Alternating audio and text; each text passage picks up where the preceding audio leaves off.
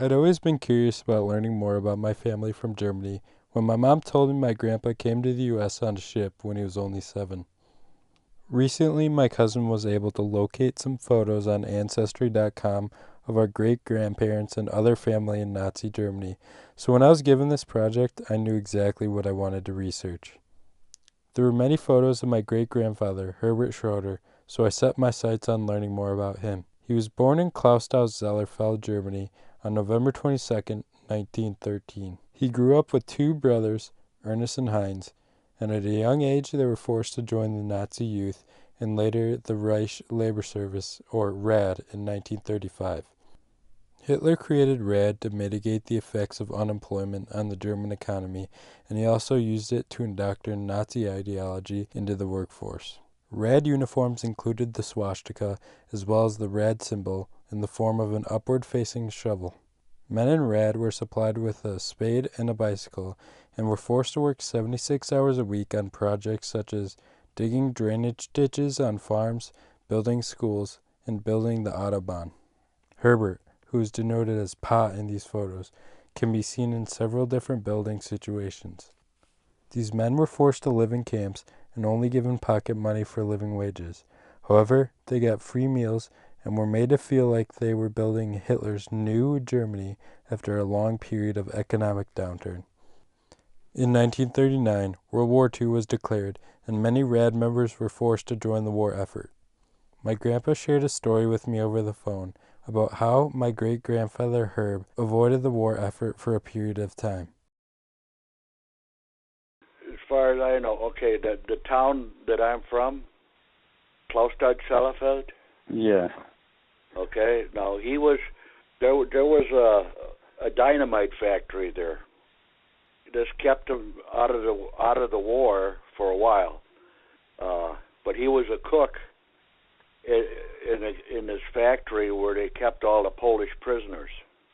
I don't know how long he worked. You know, it was like a job, but that was his job of cooking, and it kept him out of the war for a few years. You know, the Americans and the English were always trying to bomb this place, and they could never bomb it because it was hidden so well, because it was like 5, 6 stories high. But the Germans had a camouflage system that was way beyond anybody else at the time. Mm-hmm. But on the roof, they had trees and grass, and they had actual trees growing on top of the roof. A saboteur got in there. The sirens went off, and my father, just when the sirens would go off, it started to blow up, and he dove into a bunker, and all the flames hit him. So he had 3rd-degree burns, parts of his body, you know. But he survived, and they had him in the hospital. On my mother's side, the grandfather made medicines from trees and plants and stuff like that.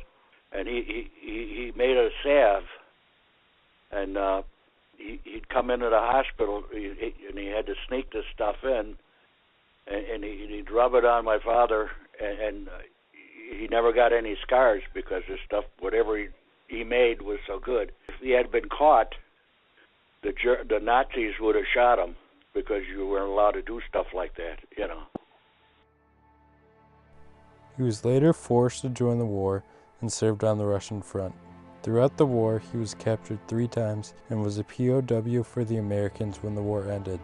He was subsequently set free and worked on a dairy farm back in Clausthal-Zellerfeld. By 1948, he and his wife had 4 children. They were very poor due to the devaluation of the German currency. My grandpa even remembers being forced to throw potatoes in a bonfire in order to have something to eat.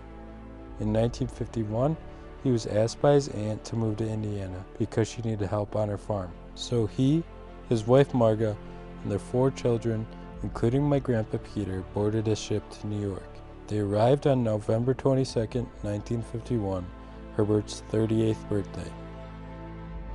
They later settled in Chicago in 1953, and the rest, as they say, is history.